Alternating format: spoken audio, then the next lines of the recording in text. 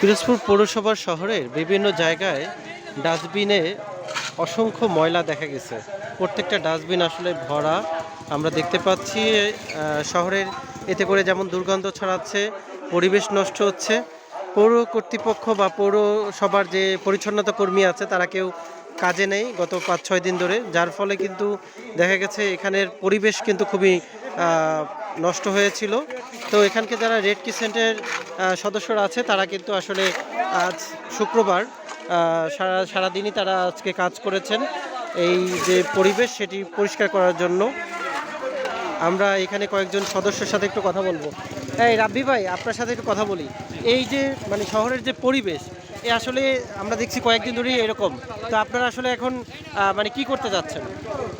আসলে মূলত হচ্ছে যে পিরোজপুর একটি সাম্প্রদায়িক সময় আর কি। আমরা জানি বৈষম্য বিরোধী যে আন্দোলনের ফলে পিরোজপুর শহর তথা সারা বাংলাদেশ একটি স্বাধীনতা অর্জন পেয়েছে দ্বিতীয়বারের মতো। তো সেই ক্ষেত্রে অনেক রাজনৈতিক বা অরাজনৈতিক অনেক কিছু সংগঠন বা আছে যারা এখনও আর কি পৌরসভা যারা আছে ওনারা আর কি আওয়ামী লীগ এর কারণে আর কি কোনো ধরনের কাজের সাথে সম্পৃক্ততা পাচ্ছে না, এবং হচ্ছে কিছু অতর্কিত হামলাও চলাকালীন সময়ে অনেক ঝামেলা হয়েছিল, যার জন্য পিরোজপুর পৌরসভা থেকে ময়লা আর কি কোনো জায়গায় নিতে পারছে না বা এক জায়গায় জড়ো হয়ে আছে। তার জন্য আমরা পিরোজপুর রেড ক্রিসেন্ট সোসাইটি থেকে উদ্যোগ গ্রহণ করলাম যে এই ময়লাগুলো এভাবে থাকলে এখান থেকে দুর্গন্ধ ছড়াতে পারে এবং মানুষের অনেক ক্ষতি হতে পারে শারীরিকভাবে। তো তার জন্য আমরা চেয়েছিলাম যে এই ময়লাগুলো একটি নির্ধারিত স্থানে আমরা সম্মিলিতভাবে নিজেদের উদ্যোগে আর কি এক জায়গায় ফেলতে, যার কারণে শহরগুলো একদম পরিচ্ছন্ন থাকবে তার জন্য। কিন্তু আমরা হচ্ছে এখন বর্তমানে কোনো ট্রাক সাপোর্ট বা যেইগুলো যে কোনো জায়গায় একটি নিব সেইটার জন্য একটা সাপোর্ট দরকার, কিন্তু আমরা সাপোর্টটা পাচ্ছি না। এর জন্য আমরা একটু হতাশ হচ্ছি, কিন্তু দেখা যাক বাকিটা আমরা কতটুকু করতে পারি। ধন্যবাদ আপনাকে।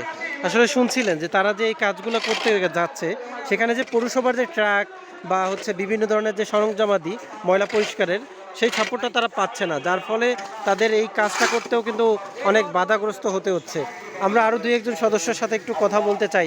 নাসিব, তোমার সাথে একটু কথা বলি। সেটা হচ্ছে এই যে তোমাদের পরিকল্পনা, এই যে কর্মসূচি তোমরা কাজ করছো, আসলে এই জিনিসটা আসলে কতদিন ধরে অপরিষ্কার ছিল? এটা হচ্ছে সরকার যে এই যে নতুন যে এই যে সরকার পতন হলো এর পরবর্তী সময় থেকেই আপনার মানে সব জেলার নেই আমাদের এখানেও একটা দেখা গেছে যে বিভিন্ন প্রতিষ্ঠানের কার্যক্রম বন্ধ, এবং সেই হিসেবে আজ আমরা পৌরসভার সাথেও যোগাযোগ করছিলাম। তো তারা হচ্ছে যে জায়গা ময়লা ফেলতো সেই জায়গাটা নিয়ে একটা সমস্যা চলতেছে দ্বিতীয় পক্ষ। এখন এই ময়লাগুলো কোথায় ফেলানো হবে? আচ্ছা, এখন হচ্ছে সেই পর্যায়ে এখন আমরা যা করতেছি আমরা হচ্ছে এই জায়গাটা আপনি দেখতেছেন পুরো জায়গাটা ছড়ানো ছিটানো ময়লা। এটা কিন্তু যেভাবে পরিবেশের জন্য ক্ষতি, আমাদের স্বাস্থ্যের জন্য ক্ষতি। আমরা জাস্ট ময়লাটাকে এখন গুছিয়ে একটা জায়গায় রাখতেছি, নির্দিষ্ট জায়গায়, যাতে পরবর্তীতে কার্যক্রমটা হইলে খুব তাড়াতাড়ি ময়লাটা নিয়ে যাওয়া যায়। আর 2টা ভোগান্তি থেকে লোকজনকে মুক্ত করতেছে। একটা হচ্ছে এই জায়গা থেকে যাতায়াত করা খুবই কষ্টকর হচ্ছে, আর একটা হচ্ছে যাতে শহরে রোগবালাইটা না ছড়াইয়ে পড়ে। এই 2টা কাজ আমরা করি। ধন্যবাদ আপনাকে। দর্শক শুনছিলেন যে আসলে পিরোজপুরে এই যে মানে অপরিষ্কার পরিবেশ সেটিকে আসলে বলা চলে একদম রেড ক্রিসেন্টের পক্ষ থেকে, এই রেড ক্রিসেন্টের যারা ছাত্র আছে তারা কিন্তু এইটি পরিষ্কার পরিচ্ছন্ন করছে, এবং তাদের যেটি দাবি যে এইটি পরিষ্কার করতে যে পৌরসভার যে যারা পরিচ্ছন্নতা কর্মী আছে তাদের সহযোগিতা চাওয়া হয়েছে, তারা কিন্তু তাদেরকে কোনো সহযোগিতা করেই নেয়, বরঞ্চ তারা তাদের কোনো ইনস্ট্রুমেন্টও দেয় না যেগুলো দিয়ে আসলে এটা তারা পরিষ্কার হবে। নাসিব, আপনার কাছে একটু জানতে চাই, এই যে পৌরসভার যে মেশিন আছে বা পরিষ্কারের যে ইনস্ট্রুমেন্টগুলো আছে সেগুলো কি আপনারা চেয়েছিলেন? না, মানে প্রকৃতপক্ষে হচ্ছে আমরা সব জায়গা থেকেই দেখতেছি যে তারা হচ্ছে একটু সব প্রতিষ্ঠানে একটু বিশেষত্ব। তো তার পরবর্তীতে কোনো জায়গা থেকে যখন আমরা ওই রকম দেখতেছি তারা পদক্ষেপ নিচ্ছে না, তখন আমরা নিজ উদ্যোগী আমরা যা পারছি সেগুলো জোগাড় করে নিজ নিজ স্থান থেকে কাজ শুরু করছি। বুঝতে পারি, কারণ শহর আমাদের, কাজ আমাদের। এই কর্মসূচি কতদিন চলবে?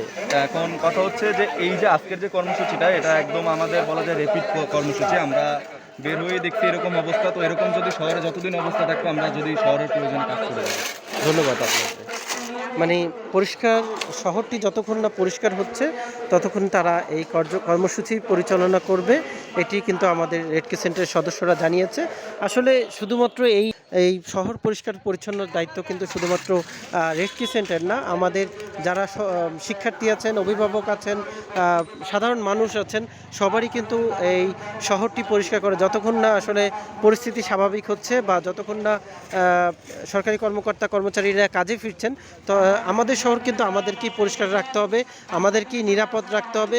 হ্যাঁ, তো এই জন্য আসলে আমাদের সবাইকেই কিন্তু এই কর্মসূচিতে আসতে হবে।